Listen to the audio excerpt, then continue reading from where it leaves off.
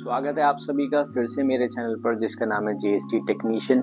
आज की इस वीडियो में हम बात करेंगे कि जीएसटी रजिस्ट्रेशन लेना कब कंपलसरी होता है। तो इस वीडियो में जानेंगे कि कौन जीएसटी नंबर लेके ही अपने बिजनेस को कंटिन्यू कर सकता है और कौन कौन बिना जीएसटी नंबर के भी काम कर सकते हैं। चलिए तो वीडियो को फटाफट से स्टार्ट करते हैं। अगर आपने अभी तक मेरे चैनल को सब्सक्राइब नहीं किया तो प्लीज मेरे चैनल को सब्सक्राइब कर सकते हैं, जिससे कि आपको ऐसी इन्फॉर्मेटिव वीडियोस मिलती रहे।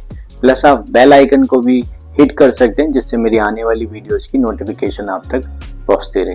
तो चलिए ज्यादा वेट नहीं कराते हैं, आपको स्टार्ट करते हैं टॉपिक के ऊपर। सो टॉपिक है जीएसटी रजिस्ट्रेशन कब होता है मैंडेटरी। गवर्नमेंट के रूल के हिसाब से, जीएसटी एक्ट के हिसाब से, अगर आप गुड्स में डील करते हैं और आपकी सालाना सेल 40 लाख रुपए तक है तो आपको जीएसटी नंबर लेना कंपलसरी नहीं है। लेकिन अगर आप सर्विसेज में डील करते हैं और आपकी सालाना सेल 20 लाख रुपए तक है तो आपको जीएसटी नंबर लेना कंपलसरी नहीं है। तो फिर कभी ना कभी दिमाग में आता होगा तो फिर किसके लिए जीएसटी नंबर लेना कंपलसरी है। चलिए बताता हूँ।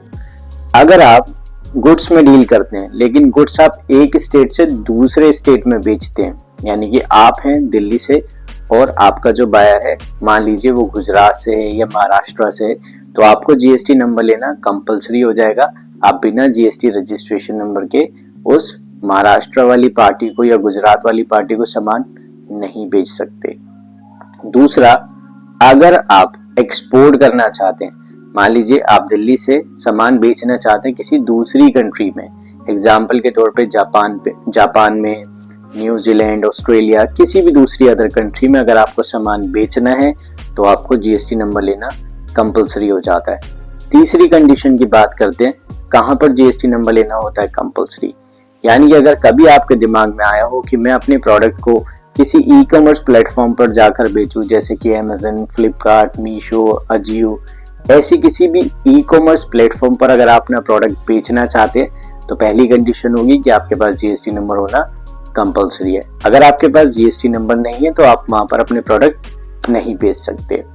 चौथी कंडीशन होती है कि अगर आप किसी आरसीएम कैटेगरी में आते हो। आरसीएम का मतलब होता है रिवर्स चार्ज मैकेनिज्म, यानी कि जहां पर बायर को ही गवर्नमेंट को पे करना होता है tax on behalf of supplier. Generally होता क्या है कि जब हम मार्केट में जाते हैं एज अ रिसिपिएंट, हम जो टैक्स का अमाउंट है वो सप्लायर के हाथ में देकर आ जाते हैं और वो सप्लायर आगे गवर्नमेंट को पे करता है। बट अगर मैं बात करूं रिवर्स चार्ज मैकेनिज्म की, तो रिवर्स चार्ज मैकेनिज्म में इसका पूरा रिवर्स हो जाता है, इसलिए इसको रिवर्स चार्ज मैकेनिज्म कहा गया है। इसमें क्या होता है कि जो रिसिपिएंट है उसी के ऊपर रिस्पॉन्सिबिलिटी होती है गवर्नमेंट को टैक्स पे करने की, तो इसलिए इसको रिवर्स चार्ज मैकेनिज्म कहा जाता है। इसमें कुछ सर्टेन सर्विसेज आती है, जैसे एडवोकेट सर्विसेज होगी, ठीक है, और भी बहुत सारी लिस्ट है जो आप जीएसटी एक्ट में देख सकते हैं, रूल्स में देख सकते हैं। तो रिवर्स चार्ज मैकेनिज्म होता है जहां पर रिसीवर को ही टैक्स गवर्नमेंट को पे करना होता है जीएसटी पोर्टल पे लॉग इन करके। सो दीस आर सर्टेन कंडीशंस जहां पर रजिस्ट्रेशन लेना कंपलसरी है। तो समझते हैं अब किसको जीएसटी नंबर नहीं लेना, क्योंकि जब जीएसटी नंबर लेकर ही काम करना है तो ऐसी भी तो कोई सिचुएशंस होंगी ना जहाँ पे बिना जीएसटी के काम करना हो। तो चलिए उन सिचुएशंस के ऊपर बात करते हैं।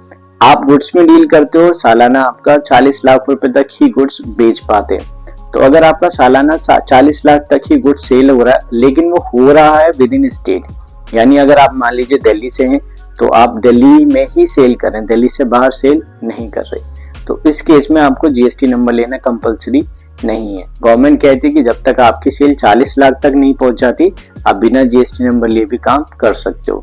दूसरा, अगर इन केस आप सर्विसेज में डील करते हैं, आप सर्विस प्रोवाइडर हैं और आपकी सालाना सेल 20 लाख रुपए तक है, तो आप बिना जीएसटी नंबर लिए भी काम कर सकते हैं। यानी कि सर्विसेज के केस में आप जीएसटी नंबर लिए बिना भी काम कर सकते हैं जब तक आपकी ईयरली सेल 20 लाख रुपए तक नहीं पहुंच जाती। बट कई बार दिमाग में ऐसा भी आता है कि जब मार्केट में जाते हैं तो कुछ खरीदने जाते हैं या कुछ बेचते हैं तो बिना जीएसटी के नहीं बेच पाते, क्योंकि बायर होता है वो कहते हैं कि लाइए पक्का बिल दीजिए। तो हाँ, यही प्रॉब्लम आप फेस कर सकते हैं कि जब भी आपको कोई पक्का बिल काटना होगा तो उसके लिए जीएसटी नंबर लेना कंपलसरी हो जाता है। इसीलिए आप अपने बिजनेस को जब स्टार्ट कर रहे हो तभी जीएसटी नंबर अप्लाई कर सकते हैं, ताकि फ्यूचर में आपकी सेल अगर होती है और कोई आपसे पक्का बिल मांगता है तो आपको ऐसी कोई प्रॉब्लम का सामना ना करना पड़े और आप आसानी से बिल काट पाए।